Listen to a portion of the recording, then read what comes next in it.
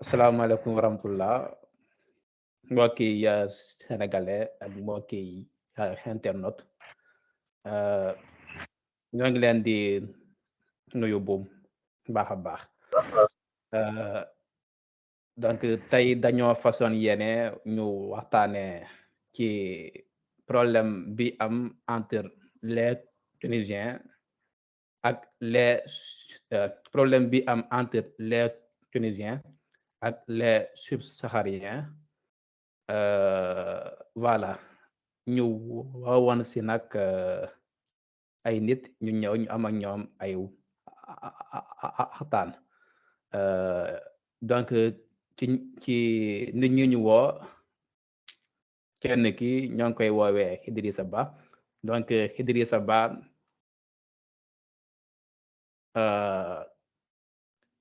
Idrissa Ba te mu nekk le président des étudiants sénégalais qui sont à Halifax donc Idrissa Ba na nga def. Wow, salaamaaleykum. Jaajëf grand Ibou. Bon, comme tu l'as dit, je me nomme Idrissa Ba, je suis le président des étudiants et stagiaires sénégalais du côté de Sfax et di rafetlu idée bi di nuyu grand Mbassam mi ma fi fekk et tous les gens qui vont regarder la vidéo. Ok, merci beaucoup. jaajëf grand Idi keneen ki ñoo ngi koy woowee Mouhamadou Hassan Faye te mu nekk fële ca suus nekkoon te mu nekkoon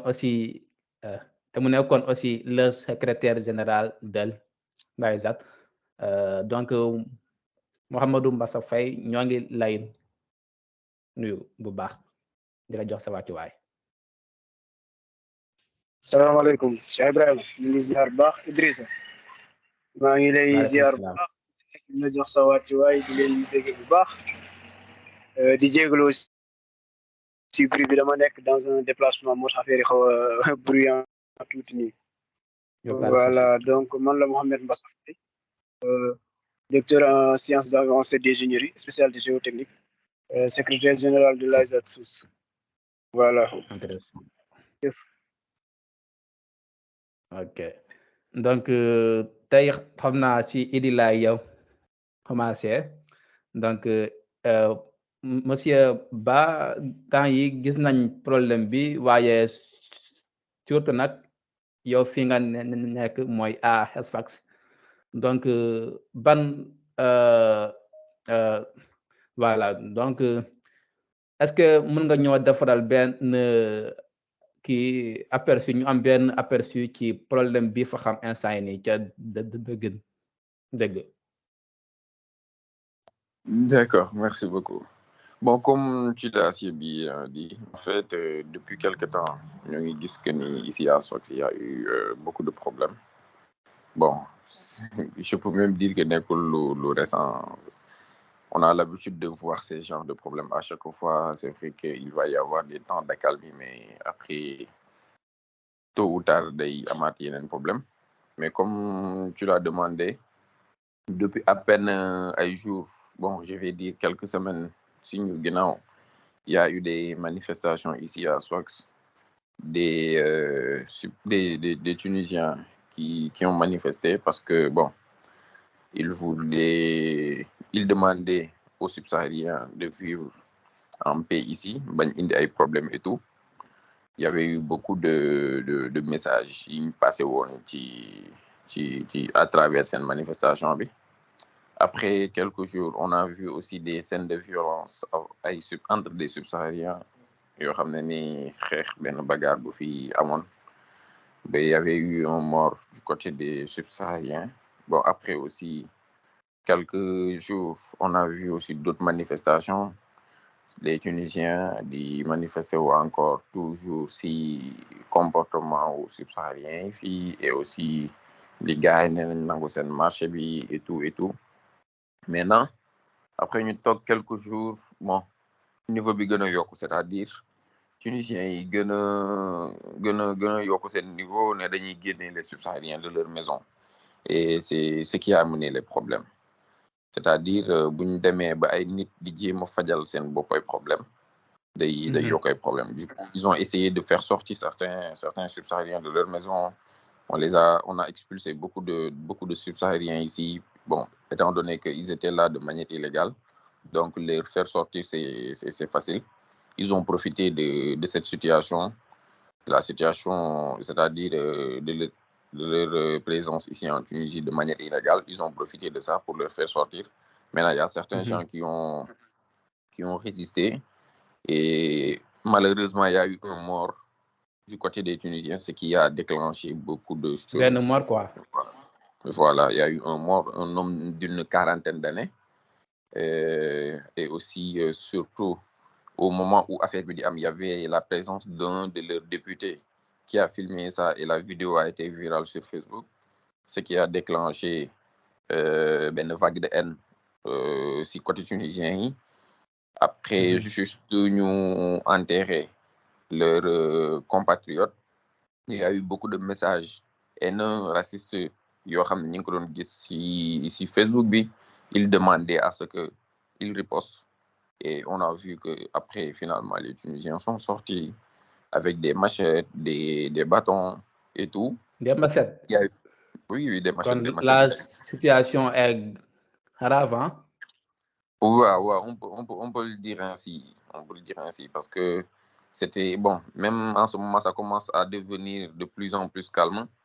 Mais il y a à peine 4-5 jours, c'était plus chaud. Parce que, comme je l'ai dit, vous avez vu les vidéos sûrement. Nous qui sommes en place ici aussi, on a eu beaucoup d'échos, on a vu beaucoup de vidéos. On a eu aussi je vais dire quoi, des amis. Même certains étudiants qui étaient concernés, mais pas trop. Et qu'aussi, problème commence, il y a eu beaucoup de blessés, tu vois, du côté surtout des subsahariens, juste après la mort du Tunisien. Après, on a vu aussi la police arrêter certains subsahariens, comme on a vu tous Yoblen dans le désert, surtout au niveau de la frontière Libye-Tunisie. En tout cas, après Tamit, quelques temps après, on a vu que la situation commence à devenir de plus en plus calme parce que il y a aussi certaines associations tunisiennes qui ont apporté leurs aides aux subsahariens.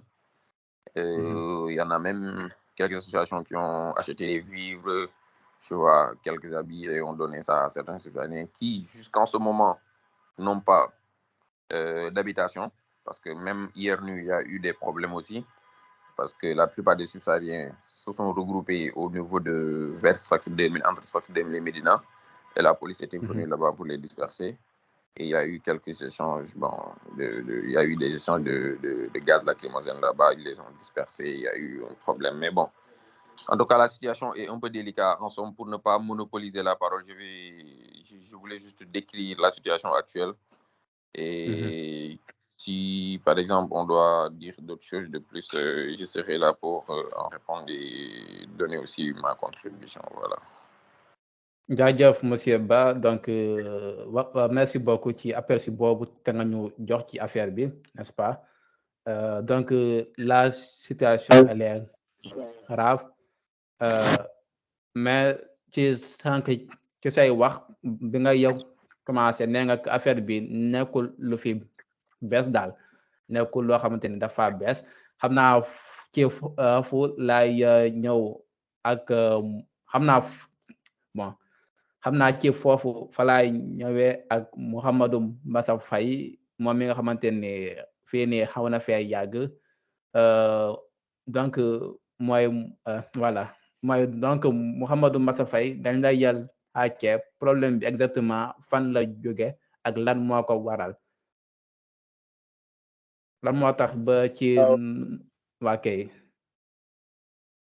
voilà comme ni ko Idrissa waxe en fait problème bi bu ñu demee aux sources dañuy gis que ni benn regroupement populaire la boo xamante ni moo ko commencé donc c'est ce qu'on appelle le parti nationaliste si je me trompe pas doon def ay genre campagne donc contre le phénomène de remplacement ak yu mel noonu mais nag yàgg nañ di ko def que voilà les subsahariens dañuy ñëw ci dëkk bi implanté fi ay église xam nga dañoo bëgg a changer détourner suñu doom yi dañ fiy ñëw par exemple ak yu bari ñuy wax daal di seeg suñu doom yi bu nee ba ci kanam dootuñu amante identité culturelle ba dañ daan faral di jël sax ay këyit di dugg ci café yi bu liggéey ci café yi di def ay genre kii pétition pour gars yi di ko signer pour génne ñun ci dëkk bi mais jusqu'à de l'entrée de 2023 c'était pas efficace et tout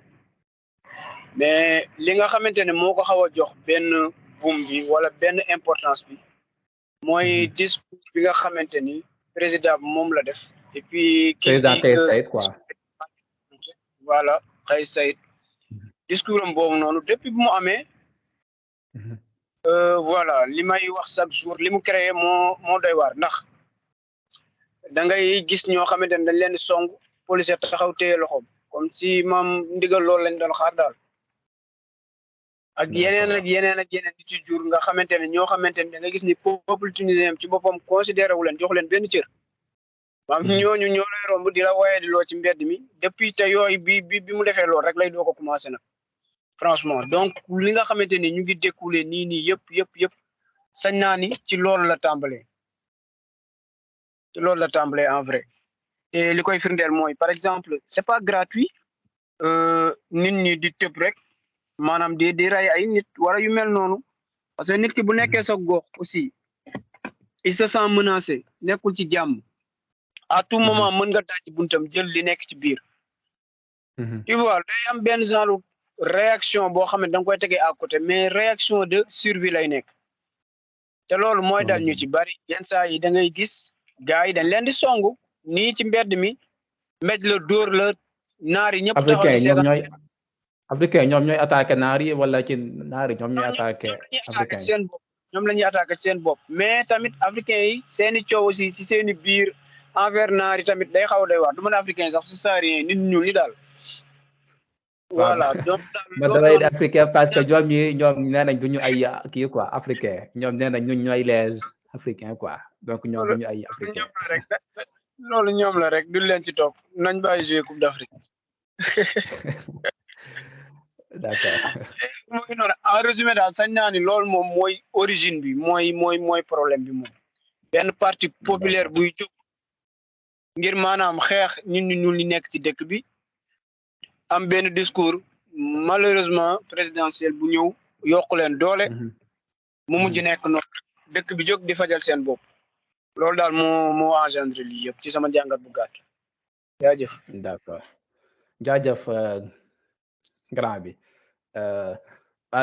exemple man aussi affaire bi dama see xaw a seetlu benn affaire par exemple mooy ci fu mu ne nii carte de séjour rek c'est tout un problème man mi fii nii ma fi ñëw en première man fii nii bi ma fi ñëw en première année problème yi métti woon nii quoi mais instant nii quand tu vas à la police yaa ngi bëgg di déposer say carte de séjour mais nit ñi nga fay gis maanaam ñoom maanaam en fait ñoom ci frustration bi ñu lay kii dañ lay ñàkkal ak xel sa quoi loolu dafay indi benn xeetu frustration envers les subsahariens boo xamante ni mooy ñoom ñi mënuñu kaa fayu ci les forces de l'ordre mais ci citoyen bii di génn moo ngi doxi ji ay item ci façon kii boobu moom lañ koy kii quoi en fait loolu aussi man yaakaar naa ne am na si part bon même su fekkee ni loolu nag man mi dama seet d'accordul nit ki ku la tooñ kooku moom ngay mën def fa fayu bu fekkee ni mënoo kaa fayu bul attaqué keneen koo xamante ni amul lenn lum la wax amul lenn lum la kii quoi voilà mais man benn affaire dafa maa yéem quoi foofu Idrissa Ba laay ñëw ak yow xam nga par exemple ñun ñi par exemple man depuis bi ma juddoo ba tey saa yu ma déggee problème de racisme c'est toujours envers les noirs quoi.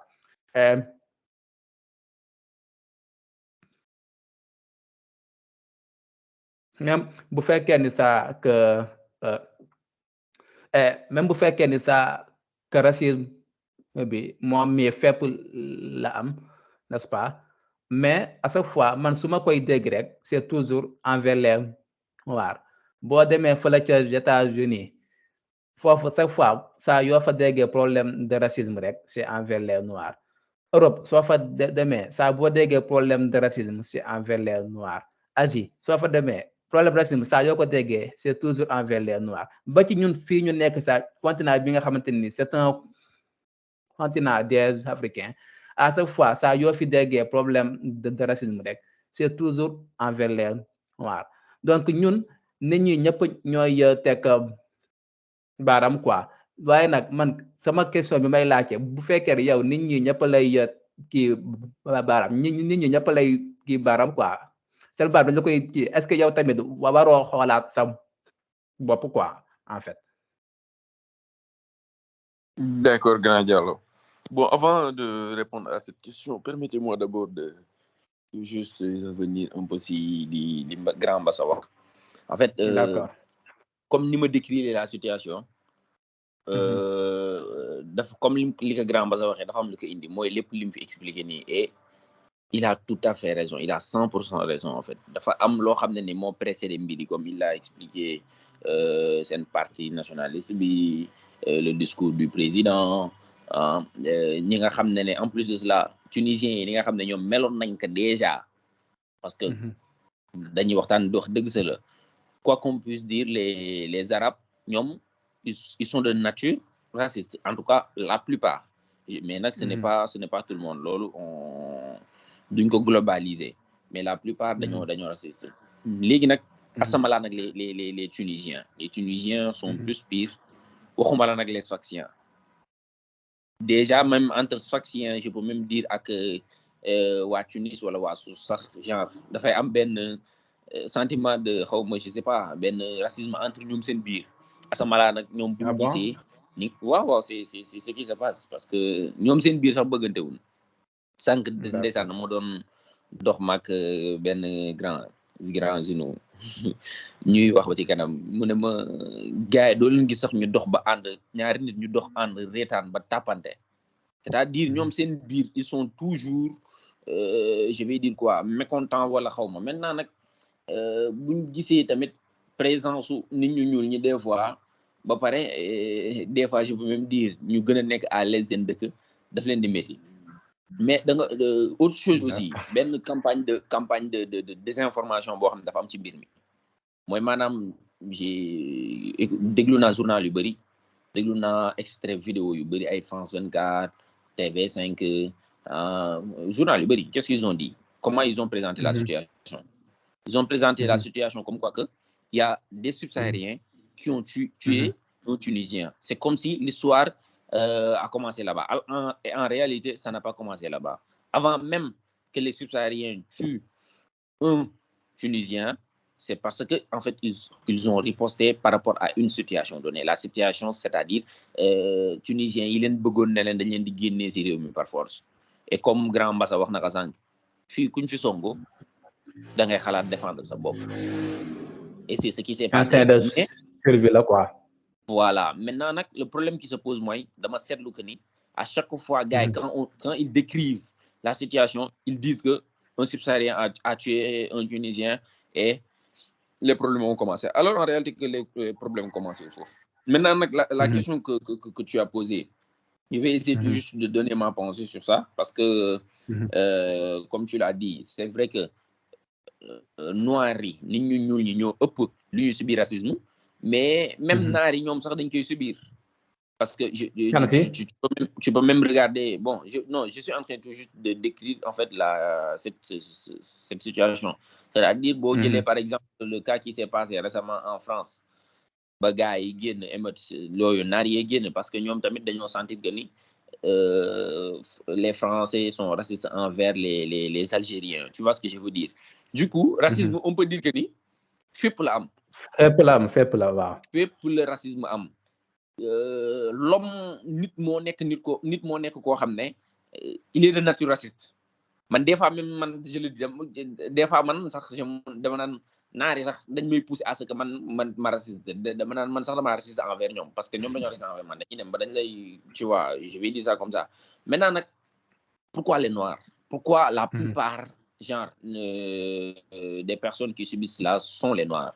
Parce qu'aussi il faut rappeler que ni la population africaine en général les subsahariens dañoo nekk pays yoo xam ne ce sont des pays pauvres et que la pauvreté voilà pauvreté boobu dafa nekk facteur boo xam ne facteur X la boo xam ne day déterminer wàllum racisme bi c'est-à-dire xam nga gars yi duñu raciste si ñi nga xam ne dañoo yor quoi qu'on puisse dire maintenant nag du moment où les pays les plus pauvres dans ce monde sont des Africains du coup à chaque fois quand ils veulent partir dans certains pays pour se chercher pour chercher du travail wala yooyu gars yi dañuy am benn sentiment de racisme envers ñoom mais aussi du may wax rek la pauvreté mais tamit des fois tamit notre comportement parce qu'en fait quand tu viens dans un pays bu mu mën ci doon que ça soit en Europe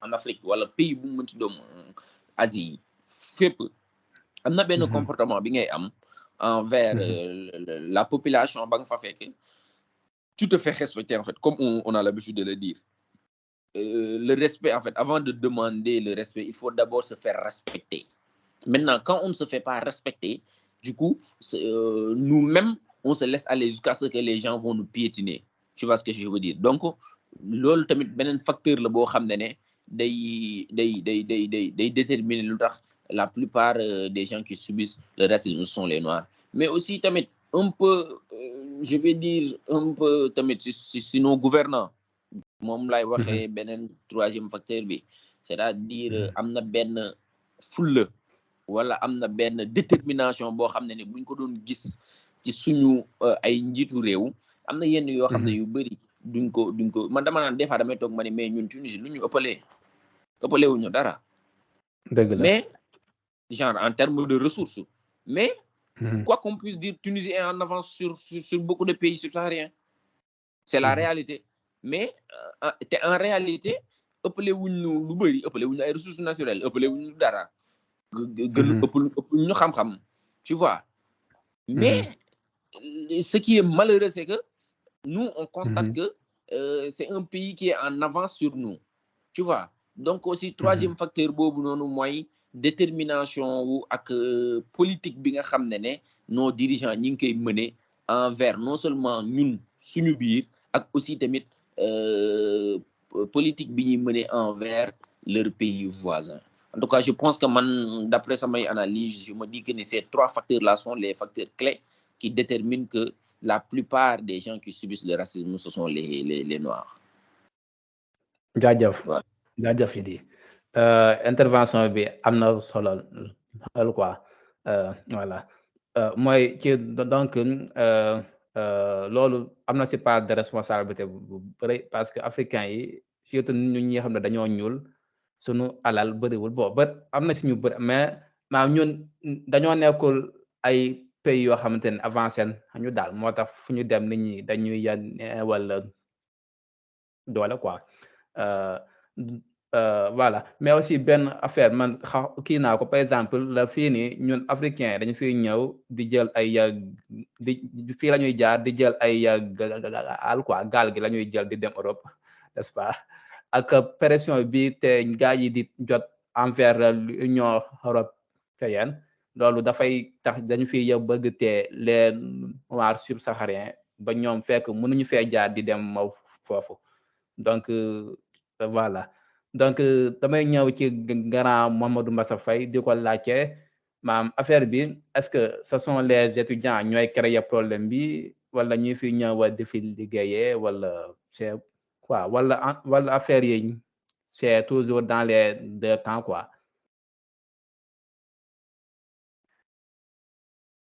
waaw Cheikh Ibrahima li nga nag pour répondre ci sa question bii nii nga xaw a doy waar trop ndax dëkk boo xamante maanaam reconnaître kenn ku dul étudiant à part le corps diplomatique day xaw a métti mais n'empêche ñi nga xamante étudiant au vrai sens du mot ñoo fi daan nekk nga xamante ni Tunis ba Sfax ñëppay xamante Sénégalais yëppay xamante tu vois loolu am na ma xam ne vraiment ay étudiants au vrai sens du nom ñoo fi doon nekk de même que dans les autres communautés mu nga doon constaté genre problème yi dëgg yàlla mos fi am voilà mos am en Tunisie et da nga daan gis on a eu un cas pareil à Sfax benn étudiant sénégalais bu dóoroon benn boy ba police amoon ci yoon mais mujjul fenn vite fait biñ demee affaire yooyu dem yéeg wàcc dañ kaa bàyyi en moins de 2 jours je pense et c'était un cas très délicat même ak yeneen ak yeneen ak yeneen da nga daan joteeg nit bu ngeen demee police da lay wax nu mu demee nga wax ñun la demal sa yoon jàpp ko téye mais bi nga xamee tamit la vague bi commencé bari juste après instabilité yenn dëkk yi comme lu ci mel ni la Côte d'Ivoire nga xamante ni li ñuy tuddee je peux dire que c'était un petit peu truc du genre génocide ci la ñu bari daw ñëwee fii li def demande de comment on appelle ça asile quoi demande d'asile fii nii et ñoom bi ñëwee demander asile gis ni pays bi c'est facile à vivre il y a beaucoup de trucs eux aussi ils ont installé un business pour faire venir les gens ñun ñi ñëw di ñëw tombeek avènement bi nga xamante ni moo am bu njëkk nit ñi daaw ñu jaare Tunisie dañ daan ñëw Tunisie jaare dem Libye pour dem Italie après le yoonu kii bi tijji Kerkana bi ak ay Mahdi ak yu mel noonu yooyu noonu yëpp tijji affaire yi commencé nag def benn genre surcharge maanaam boo xamante ni ñoom seen bopp sax attanatuñ ko ñun suñu bopp ñun étudiant mën nañ benn période boo xamante ni ñun on se sentait envahi même on se sentait envahi da ngay jaar sur les mots on se sentait envahi en fait parce que bu njëkk da nga daan romb tranquille dañ lay ba nga dem mais léegi da ngay romb ay tour bu nekk lañ lay woowee te yooyu noonu yëpp gars yi ñoo koy indi quoi parce que li Idrissa dafa am solo comportement ci la nit di respecté surtout ça très très important da ngay dëkk ci koñ xam nga étudiant bi nga xam dafa war a xëy jàngi bu coowee coow ba minuit mu leer ko ni suba 8 heures lay xëy dina fay léppam tëdd nelaw wala lu muy def moom dina ko def dans le silence jàng ay leçon xëy 8 heures mais da ngay dugg ci benn koñ saa yi 3 heures du matin da ngay defee ni ci bëccëg nga nekk coow li ratatatatatatat ba fajar gars yi bu ñu duggee ci kër jàmbur bu ñu jénnee borom kër gi moom mënatu ci dara day obligé maanaam defaraat kër gi yëpp tellement état délabré bi ñu koy bàyyi xam nga yooyu noonu yëpp tamit bu ko nit ñi di dund xam nga au fur des années dafa am lu muy jur day am lu muy jur moo lekk yeneen cas yi nga fiy gis ñii mën nga ñàkk daal ay arnaqueurs yi fii nekk ak ay yeneen ak yeneen dafa dem daal ba dafa jaxasoo carrément les gens se sont permis et puis tu gis nga boo xoolee avant réaction bi di am da nga gis gars yi dañ daan dëkk bi def lu leen neex Tunis jógee Tunis daw ñëw Sfax toog police du leen sax sonal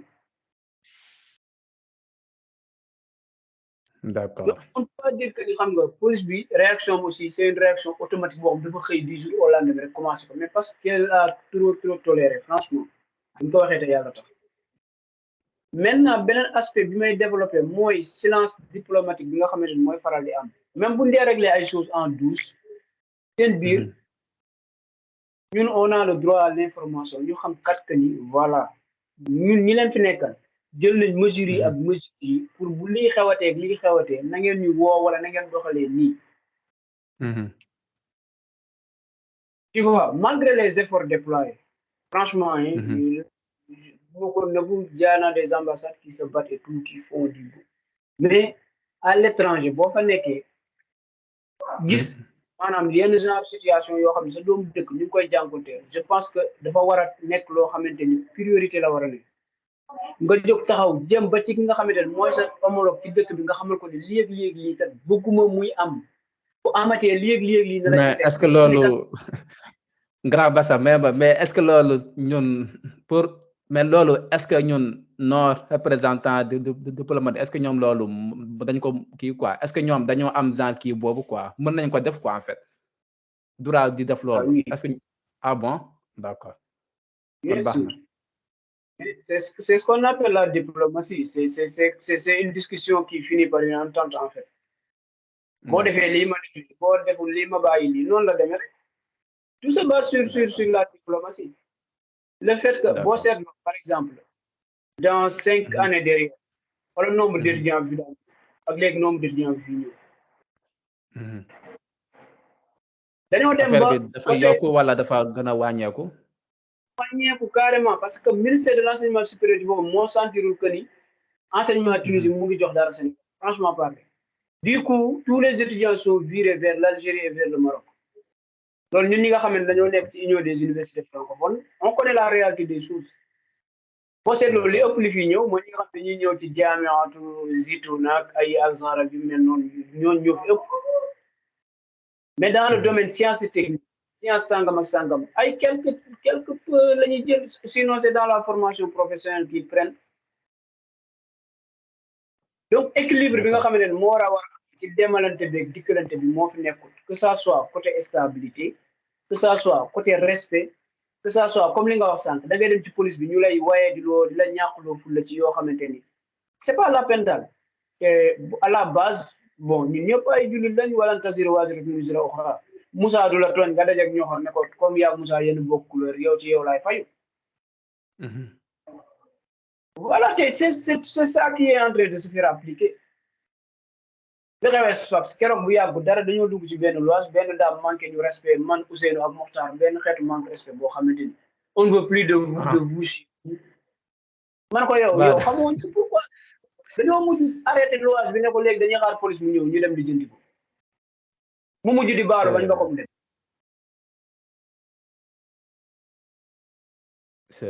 donc on ne pas trop loolu daal mooy sama xalaat daal franchement ci mbir yi.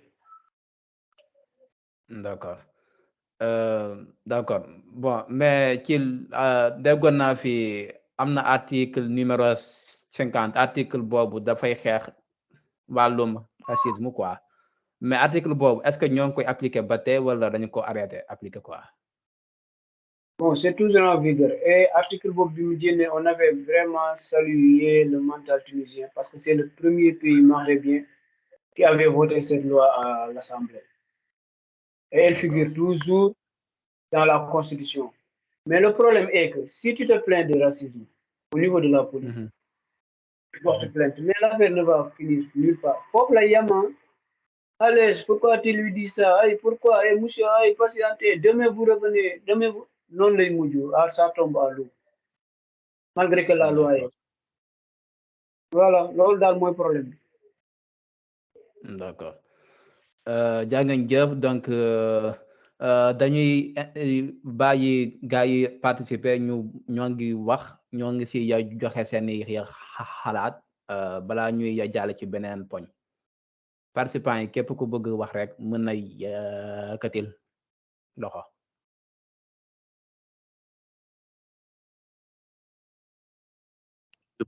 je pense que grand Moustapha mi ngi fi je pense mi ngi fi. waaw Moustapha jarul nga ko kay sax wax mu naan kii nañ na wax moom xam na il ko. d'accord waaw Moustapha bu fekkee ni yaa ngi ñuy dégg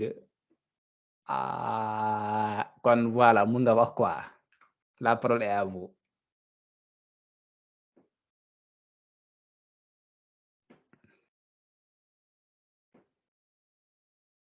Bon peut-être que fi mu nekk dafa xaw a bari bruit bi ba mënut a wax ñeneen ñi aussi képp ku si bëgg wax rek mën na yëkkati loxo ma daal di koy jox àddu voilà léegi entre temps balaa keneen di am lu muy wax mën na ñoo avancer ci beneen poñ bi ma bëggoon ñu aborder mooy que ni kii yónnee na benn SMS mu ne son micro ne s'active pas mooy Moustapha donc voilà y a pas de problème amul problème donc beneen poñ bi ñuy jàll mooy quelles sont les solutions quoi est-ce que dañoo war a bon est-ce que bon mooy est-ce que dañoo war a ak def la gatsa bi nit ñi di wax wala dañoo war a dawal ay maslaha wala lan daal lan donc yan quelles sont les solutions que vous yi nga xam ne jàpp ngeen ni bu ñu ko defee n'est-ce pas problème yi dina arrêter quoi en fait.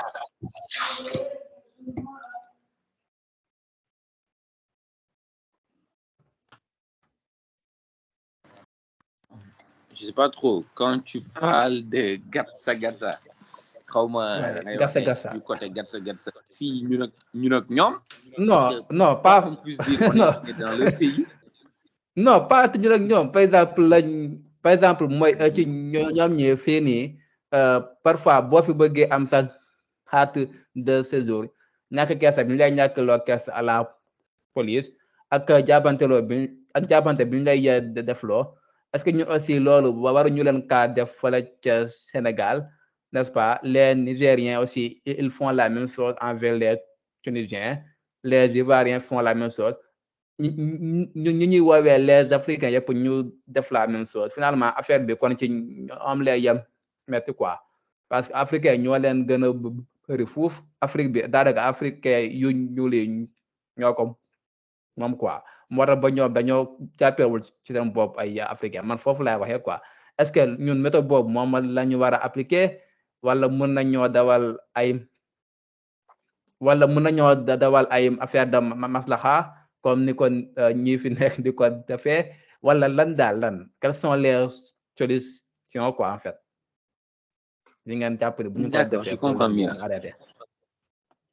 D'accord, je comprends mieux maintenant. Bon, en ce qui concerne les cartes de séjour comme les coopérations loolu moom en fait amul sax nekkul sax question de gatsa mais c'est-à-dire quand benn pays bu la waxee ne booy dugg ci réewam da ngay ut carte de séjour yow aussi si tu peux faire la même chose tu dois le faire en fait loolu moom c'est basique tu vois de même que ni ko grand Mbassa waxee léegi en ce qui concerne les coopérations le fait que à chaque fois la plupart des étudiants qu'on envoie ici ce sont du nekk à chaque fois si les sciences exactes bon la plupart du temps boog xam nga yooyu moom waaw c'est normal mais mbaam bu la weqee aussi nga weq ko ay mbaam yam quoi waxewu ma par exemple côté carte de séjour côté les autres côtés mais fi may waxee mooy côté je vais dire quoi les violences qu'ils font tu vois maanaam rey nañ fii kenn nga ni da ngay rey fee kenn wala génnee nañ ñii seen kër nga ni da ngay génnee ñële seen kër man loolu moom je suis contre parce que je suis contre ak bépp wàllum violence bu mu mënti doon maintenant les solutions comment on doit trouver des solutions bon je vais dire des solutions diplomatiques mais xam nga tamit dañoo nekk ci réew moo xam ne Mbassa wax na ko léegi xàmmee wuñ passeport diplomatique ak passeport bu gi maanaam dëgg la de waa du coup tamit wax que ni dañoo war a chercher ay solutions diplomatiques day nekk lu difficile parce que des fois même les diplomates te disent que bon fii du dëkk du réewu loi tu vois ce que je veux dire dëkk loi dëkk boo xam ne nag loi da ñëw fa boo bëggee fa ut ay solutions yoo xam ne ay solutions wu droit lay doon day nekk lu difficile maintenant man li ma gis mooy c'est-à-dire dañoo war a commencer am fulla bi mooy d'abord suñu comportement se faire respecter bi ma doon wax sànq c'est-à-dire ñëw nga réew jàmbur defal de telle sorte que yow duñ ne cam loolu mooy la première des choses c'est-à-dire nga respecter sa bopp pour ñoom ñu respecter la maintenant ñoom buñ la respecter wul toi tu leur obliges à te faire respecter en fait c'est-à-dire am na yenn yoo xam ne tu ne vas pas te laisser faire comme ni ko sànq Mbassa waxee nee na il a expliqué benn situation foofu ñun ñëpp dal nañu da ngay nekk fii nii benn kenn wax la lenn da ngay taxaw lijjanti ak moom ba mu saf sàpp ba mu xam ne kii bon du ko am fitu def comme ñeneen mais des fois aussi le problème qui se pose mooy que ni da ngay gis benn naar xam nga naar moom bu defee benn mu jàll day doole dëgg la de da ngay gis benn naar mu def benn mbir nit ku ñuul mu jàll kooku noppi bàyyi mu jàll dafay dem defaat keneen léegi nag yooyu noonu tamit dañ ko war a bañ autre chose mooy que ni buñ ñëwee fii tamit ñuy jéem a def tout bay nekk en règle ba nga xam ne buñ fi amee problème ak la police képp ku mënti doon ñun dinañ am fitu jug dem dugg fu nekk pour régler problème bi mais des fois xam justement ci dëkk boo nekkee justement ci dëkk foofu nekkoo en règle doo neex a jàppale allez voilà waaw mooy justement foofu tous les étudiants yi nga xamante ni ñoom ñi ils sont en étudiants yi nga xamante ni fii étudiants yi nga xamante ni ñoom ils sont en règle quoi bu ñu amee problème avec la police mais c'est facilement ñun bu ñu jógee rek dem ambassade gars yi dañ koy dox rakintañ mu jeex mais bu fekkee nag nit ki moom mi ki ay affaire am dafa des n'est-ce pas problème bi dafay gën di metti quoi en fait voilà loolu aussi problème la léegi mën nañ jaar à foofu noonu pour jéem a solutionner certaines choses maintenant autre chose tamit nit sax lum ñàkk papier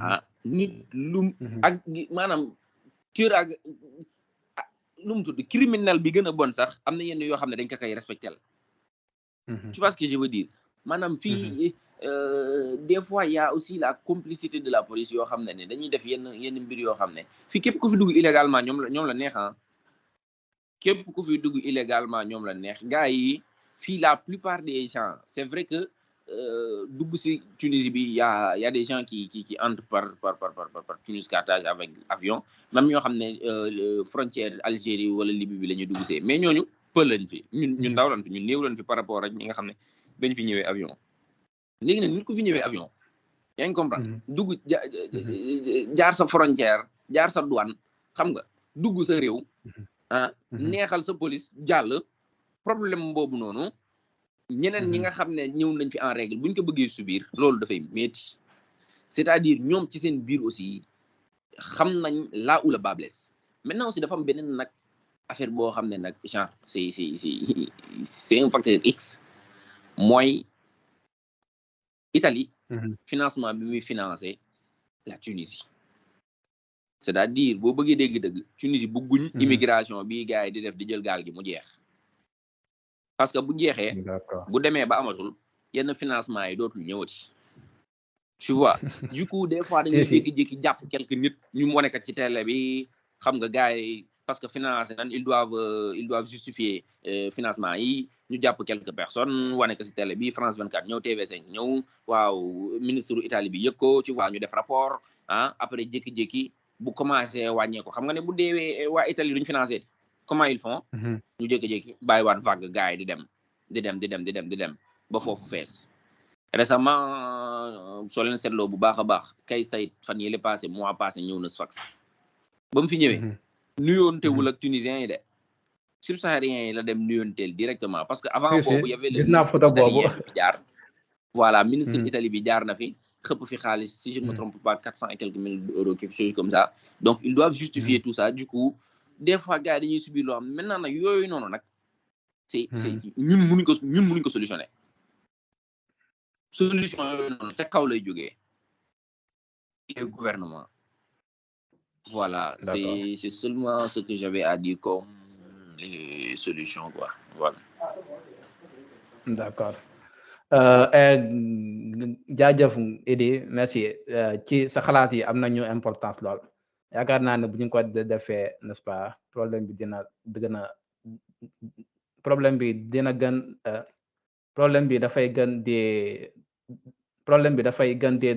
dafay gën a dal après c'est quoi donc voilà Grand Bassa yow quelles sont les idées yi nga xamante ni yaakaar nga ni lii nii de bu ñu ko defee problème yi dafay arrêter quoi. waaw bon defe naa ni Idrissa wax moom loolu wàcc dara du yomb voilà parce que affaire yi dafa nekk un couteau à double tranchant genre moo ko mën a décrire mooy dañuy tàngal ci kaw ak sol glace bu bëree bëri waaw parce que bouc émissaire bi ñi nga xamante ni moom la waaj bëggoon a joxe pour échec politique am maanaam jiñ ko étranger couple à couple. Tu vois. Maintenant beneen porte bi ko des mooy lan maanaam def pression ci wàllu européen dama leen di jënd dëkk bi dama leen di jënd dëkk bi gaa yi yónnee xaalis ñu ko non xam nga dama leen jënd dëkk bi wala ma baleen ñu traversé loolu bu amee ñu ko Idrissa waxee financement yi day daanu non bu leen bàyyi ñu traversé sangam ak sangam di nga par exemple bateau yi gaa yi dëkk ñu Tunisie. Ah bon? Je veux que tu vois très bien la logique. Ni ñi dëkkuñu Tunisie ba war fee mën nañu Afrique monter comme moteur maanaam dajal convoi bi ñu jógee maanaam Afrique noire ñëw dajaloo fi ay 1 mois ci ay kër. yaa ngi donc loolu boo ko gisee c'est que ni foofu tunisien ci boppam mu ngi ci biir mafia boobu di ci bénéficier wu xaw ma nan laa ko mën a waxee pleinement même. D'accord. Parce que bu bëggoon stoppé lii nii saa waay boo demee jëndi moteur bateau ñu jàpp la. Imagine toi un jour état bi xëy ministère des affaires étrangères communiqué bu kenn jaayati maanaam moteur à un étranger bu kenn jaayati moteur bateau sans que voilà mu am nan lañ koy tuddee li châssis numéro châssis wala sangam ak sangam ak sangam ak sangam. Je pense que loolu on n'a pas besoin ci ay solution yu nganda pour stopper immigration clandestine loolu noonu rek ça limite ko arrêté parce que amul bateau loo jaar. D'accord. Donc ça veut dire que ni déjà pour bañ a dem ci échelle bu mag a mag bi nga xam ne mooy gouvernement bi peuple tunisien bi nga xam ne moo nekk ci bas échelle ji boobu mu ngi bénéficier wu parce que ñoom ñooy loué seen kër yi par exemple gars yi ñëw di def nan lañ ko tuddee waaye sur bi bunker mooy fi leen di dajale noonu. seen bunker yooyu noonu rek une semaine ñu ngi leen koy loué par exemple ay 3000 dinars 4000 dinars une semaine pour ñu dajale ñu. yaa ngi dégg bateau yeeg sangam ak sangam moteur yi sangam ak li ñuy jar lépp GPS bi tunisien bi leen di gérer loolu lépp maanaam mafia la de deux nga dugg ci li nga xam ne di nga xool nga seen bureau bi des affaires étrangères bi ni ñu ko changé ni mu toll léegi nga di bureau lañ ko defar mooy nu mu bi nekkoon fële service étranger bi newoon fële côté partenaire bu newoon Tunis boo demee matériel yi sax lañ fa def équipé ko ba mu rafet. Cela veut dire que ni ñoom ak étranger yi fi nekk nii ñu ci politique lu rafet loo xam ne da ci am xaalis bare léegi tàngal bi nii ci kaw la yem rek bu gaa yi arrêté seen loxo rek waa dëkk bi tàngal. D'accord. Maintenant problème bi mooy outil bi mu jàppee peuple bi di leen outiller d'une façon te peuple bi ñu ci bari comprendre ñu loolu que ni lii nii gouvernement bi leen di manipuler à sa façon.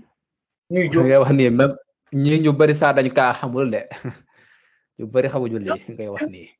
gouvernement bi moo leen manipuler à sa façon donc bu loolu amee mais cooli nga demee gouvernement bu bëggoon jénne ci gars yi fii nii ci di est-ce que ça lui dina mat ñaari fan wala ñetti fan en une seule journée benn subsaharien laa wax bu amul kay toog dese ci dëkk bi yoo xam nga li may wax informaticien nga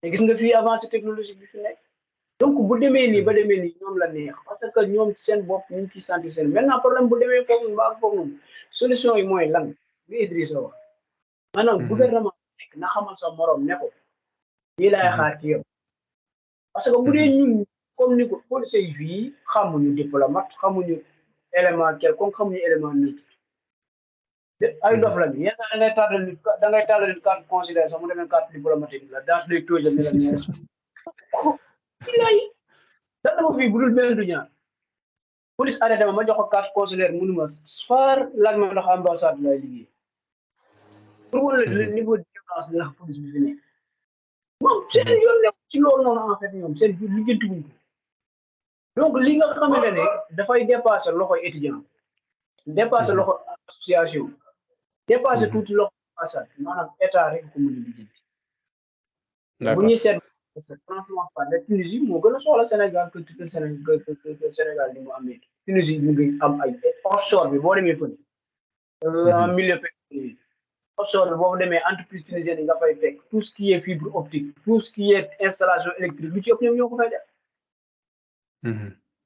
mais yooyu noonu yëpp yoo xamante ne la ay gars yi duñ ko wax man am naa sama tant de professeurs yoo xam ne ñu ngi Sénégal instant yi nii jam ñaar moom fa la ñu yor seen bureau d'étude di liggéey kenn sonal leen d'accord mais fii boutique sax mënoo kaa tëji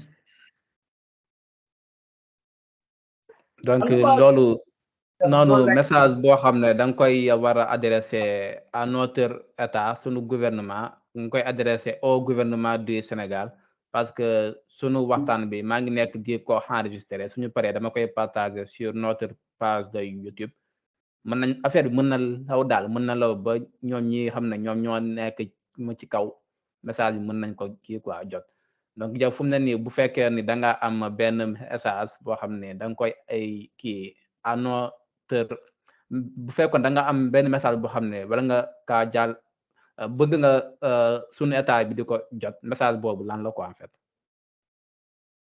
li ma leen di bëgg a wax daal mooy bu fekkee dañoo toog noonu ñu leen gëmal ne ay Tunisie un état de droit état de sangam ak sangam nañu xaw a changer seen xel ci loolu parce que ñun ñi fi nekk di dund réalité ñun ñoo mën a xam li fi am yow yaay xëy suba dem jënd sa 75 timbre wala sa 150 dinar timbre wala leneen ak leneen lépp lu ci am dem police ñu lay këyitloo di la galle te c'est eux qui te demandent à te régulariser en fait.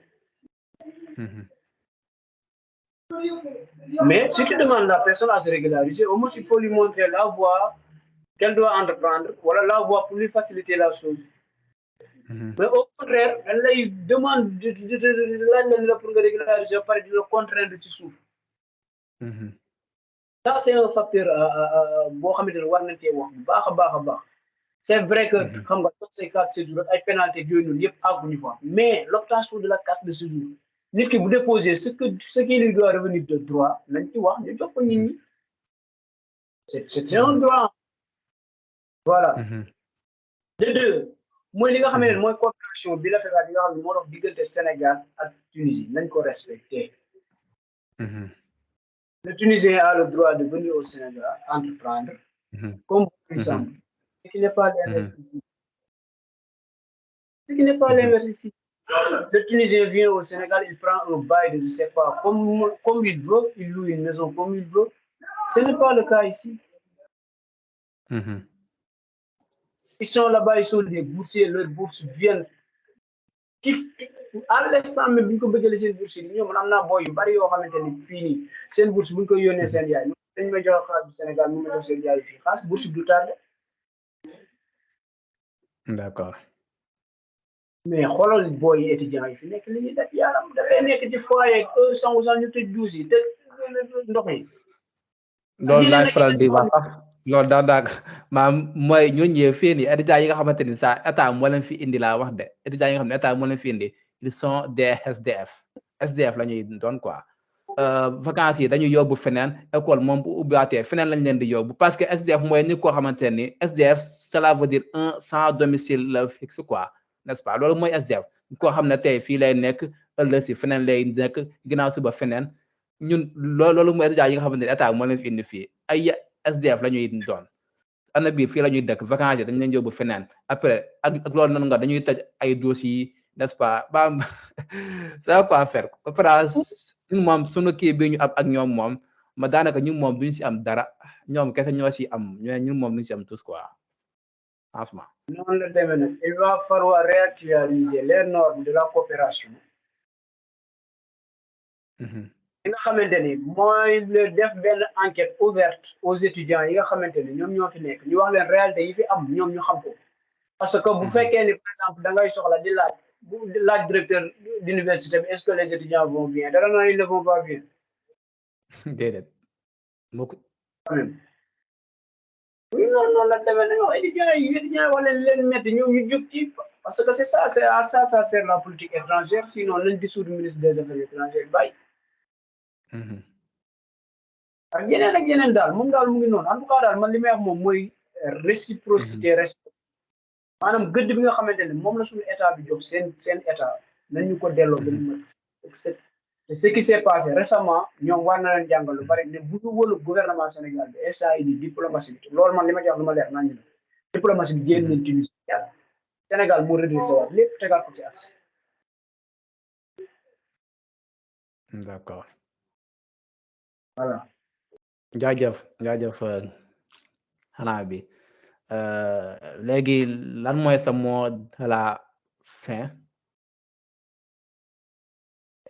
waaw mot de la fin bi xanaa di leen jaajëfal jaajëfal mbokk yi nekk ci panel bi maa ngi gis ay ñoom Zinu ñoom Baye Gora yaa yëpp daal maa ngi leen di ziar baax a baax di leen bëgg lu yaatu Cheikh Moustapha maa ngi leen di ziar baax di wax rek que ni voilà ñu nekk aussi voilà nañ góorgóorlu pare li leen fi tax a nekk ñu def ko bu jeexee ñu jógee bi quoi dem xooli des lendemains meilleurs man daal franchement parler loolu laa gis daal laa gis ku fi nekk tax a nekk ko def bu matee voilà nga bañ fee toog balaa xam nga yeneen situation yi vulnérable la ci gën a fekk d'accord jaajëf garaañ jaajëf léegi Idrissa Ba la mooy sa mot de la fin. Ouais, bon, je vais tout juste parler là où Massa a terminé. C'est-à-dire, dès qu'on finit de faire nos études ici, on rentre directement. En plus de cela, si on voit même des gens qui veulent venir ici, des Sénégalais qui veulent venir, on leur explique la situation, comment elle est ici. Au moins, en fait, que les personnes qui veulent venir soient au courant de ce qui se passe. Ici, c'est pas waouh, moi lolo. Tu vois ce que je veux dire? On leur dit la vérité. Si même on peut même faire décourager les gens pour qu'ils ne viennent pas ici, on le fait. Et ici à Sfax, le nombre de voilà, j'ai eu beaucoup de cas, mais il y a des gens qui veulent venir ici. Je dis vous avez vu la situation qui se passe actuellement. Ici, c'est très chaud. Donc, venir ici pour étudier, si vous pouvez partir, par exemple, au Maroc, c'est mieux. Étant donné que même la coopération entre Maroc et Sénégal, c'est plus bien que la coopération tunisienne-sénégalaise. Tu vois ce que je veux dire? Maintenant, autre chose, dès qu'on finit d'étudier, on rentre.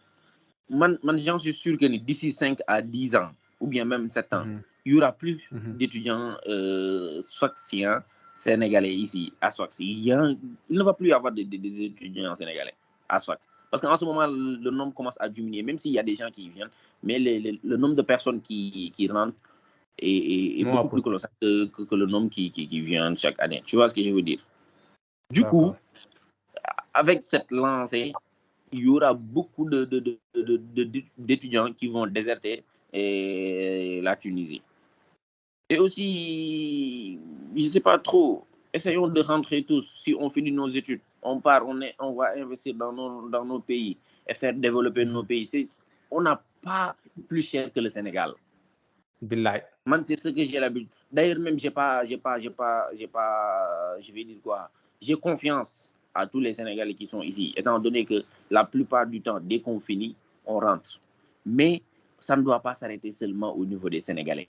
On doit aussi, si on peut le faire, parler avec nos voisins, parler avec nos amis. En fait, eux, ils connaissent. Donc, leur demander, si on finit d'étudier, on rentre. Pour ne pas avoir certains... Parce que, en fait, le problème en est que quand on n'est pas étudiant, déjà quand on est étudiant, on n'est pas, je vais dire quoi, quand on est étudiant ici, c'est difficile. Tu vois? Donc, si on n'est pas dans ce pays, tu vois, quand on n'est pas en règle dans ce pays, ça devient plus catastrophique. Du coup, essayons d'être en règle. Et aussi, en tant que, je vais dire quoi, association des étudiants, notre premier devoir est de protéger nos étudiants. C'est-à-dire, à chaque fois qu'il y a des étudiants qui viennent, parce que chaque fois, il y aura des étudiants qui vont venir. Quand ils viennent, en fait, on les informe. On leur dit, on leur demande d'aller chercher des cartes de séjour. On leur demande toujours d'être en règle. On leur demande de respecter la loi de ce pays. Même si eux, ils ne respectent pas la loi, c'est pas grave, on gère. Un jour viendra, on va finir et quitter. Autre chose, je remercie tous les gens qui sont ici présents et Inch'Allah, Rabbi, ça va passer. Allez, Yadjof. Merci beaucoup. Merci beaucoup. Donc, Djadjof, Edi, Djadjof. Voilà. Donc, oui. Franck sur le salon, là, dans le salon d'attente. Je ne sais pas s'il est en Ah bon? Voilà, de l'Afrique Intelligence. Je vais voir comment faire pour l'accepter. Mais il est déjà là, non? Voilà. Oui, j'ai essayé de le mettre dans la discussion. Je ne sais pas s'il nous entend bien. Monsieur Franck, est-ce que vous arrivez à nous entendre?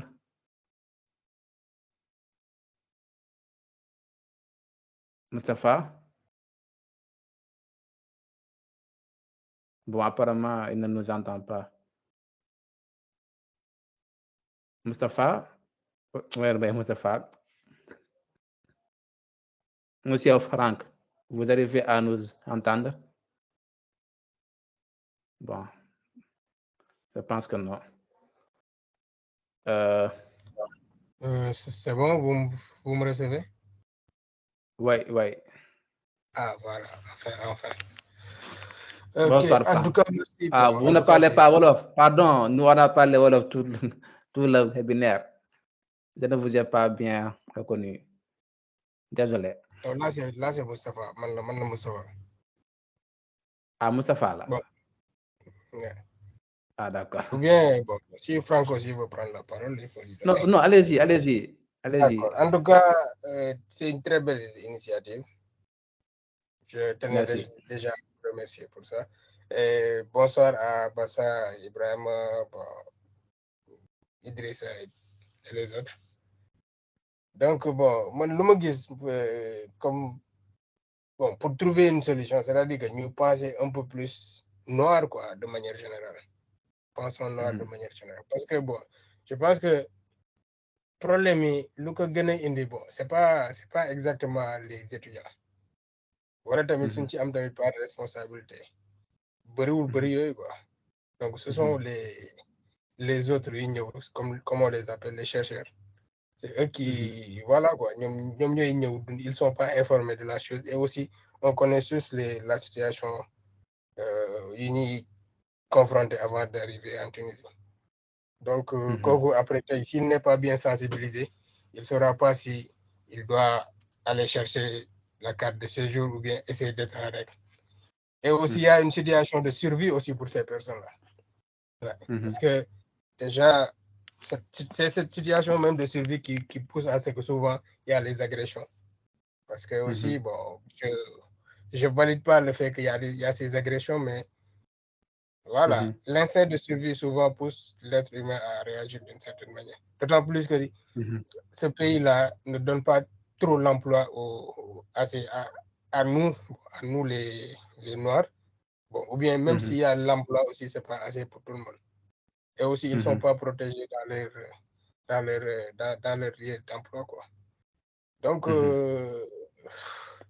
en tout cas, ce qui pourra bien nous aider, c'est au niveau du corps diplomatique. Donc, c'est eux déjà qui doivent... Parce qu'en Tunisie, je pense bien, il y a une association des ambassadeurs. Je pense bien, parce que ne reste qu'avant l'année surpassée, c'était notre ambassade qui a été le meilleur ambassade de la Tunisie. Donc, vu qu'il y a cette association, c'est eux qui doivent prendre les choses en main. Certes, il y a des choses diplomatiques, les relations diplomatiques souvent ne sont pas trop, voilà, ils ne peuvent pas trop communiquer sur ça, mais dès lors que ça touche la dignité de l'être humain, je pense qu'on n'a plus le droit de cacher certaines choses et de se parler franchement, quoi. Donc, je pense que c'est ça l'un des premiers pas à mettre.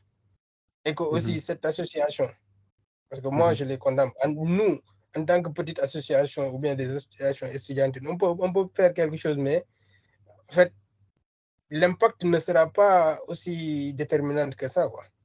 Donc, eux, s'ils prennent la chose en main en tant qu'ambassadeurs des pays qui sont respectés et respectables, donc, s'ils parlent le même langage, parce que déjà, si le Sénégal arrive à parler avec l'État tunisien, ça ne va pas dire que ça ne va pas donner une certaine garantie aux Sénégalais, non. Parce que déjà, si tu es noir, être Sénégalais n'est pas marqué sur ton front. Donc, avant de te reconnaître que tu es Sénégalais, déjà tu es noir. Donc, tu es jugé en tant que noir en premier. Donc, je pense que, bon, pour trouver une solution à cela, ça doit être quelque chose de collectif. Quelque chose où, voilà, ces autorités-là doivent prendre ça en main. Et aussi, il y a une autre chose. Même s'il y a des lois qui... S'il y a des lois qui défendent les Noirs, il y a aussi une méconnaissance au niveau de l'administration. Parce que, comme tout à l'heure, par exemple, Mbassa l'a bien souligné, souvent, les gens au niveau de l'administration ne connaissent même pas si ces droits-là existent ou pas. Ne serait-ce que moi, j'ai vécu une chose. Bon, un manque de respect, bon, je peux dire, de la part de la police, parce qu'il y avait une étudiante centrafricaine qui avait un problème pendant que j'étais à l'AESAT. Donc, on lui a piqué plus de 3000 dinars. Quand je suis allé à la police pour porter plainte, oui, quand je suis allé à la police pour porter plainte, j'ai expliqué l'histoire et tout. Le policier m'a regardé pour me dire que, voilà, si j'avais bu ou pas, tu vois.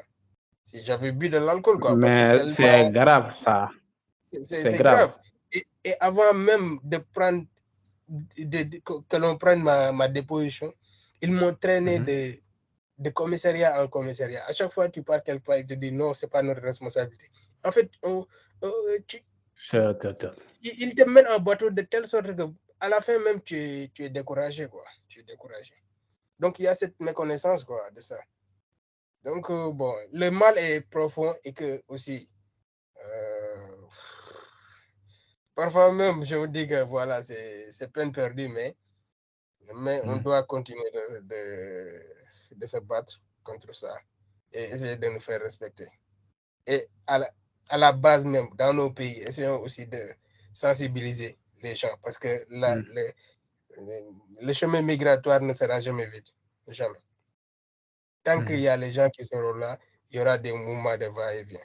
Donc, essayons aussi de sensibiliser les gens qui quittent ici et pour leur déjà communiquer la réalité qui existe ailleurs. Et aussi, voilà, en premier lieu aussi, essayer de respecter le pays d'accueil. Parce que déjà, si quand tu es étranger quelque part et qu'il y a un manquement auquel tu failles, bon, même tes revendications ne seront pas trop entendues par les autres. Donc, essayons aussi d'être irréprochables, même si c'est très difficile, avec l'analphabétisme et aussi la méconnaissance de certaines lois et règles. Donc, c'est un peu ça. Et aussi, en tant qu'association, comme vous le faites, c'est bien. C'est très bien. Mais aussi, nous qui sommes déjà, qui ont vécu cela et qui sont maintenant au pays, on doit aussi essayer de mener une certaine pression ici aussi, de sensibiliser aussi les autorités et d'ici aussi pour aider. Bon, pour aider les autorités de là-bas pour mieux faire pression, quoi. Donc, en tout cas, bon, c'était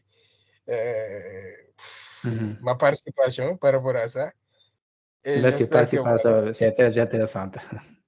Et j'espère que ça va nous mener quelque part. Parce que moi, je me dis que ceci, en fait, ça n'a pas commencé d'hier. Donc, il y a certains clichés qui doivent déjà tomber et que ce combat-là, on n'a pas de terminus. À chaque fois, nous devons le mener, génération par génération. Moi, j'étais là-bas, j'ai quitté, Idrissa est là-bas, il va quitter, Mbassa aussi, il va quitter. Donc, essayons de tenir le relais, de telle sorte que les gens qui vont venir aussi pourront continuer ce combat pour mieux soulager la situation des migrants là-bas, de manière générale. Merci beaucoup, merci, guys. Merci. Merci à vous, Moustapha. Voilà, donc merci beaucoup à vous tous et je vous remercie de votre participation et on se donne rendez-vous pour une prochaine fois. Merci, au revoir. Merci et c'est vraiment à encourager. Donc on se donne rendez-vous très bientôt. Merci. Merci à vous, guys. Et bonne soirée. Merci. bonne soirée.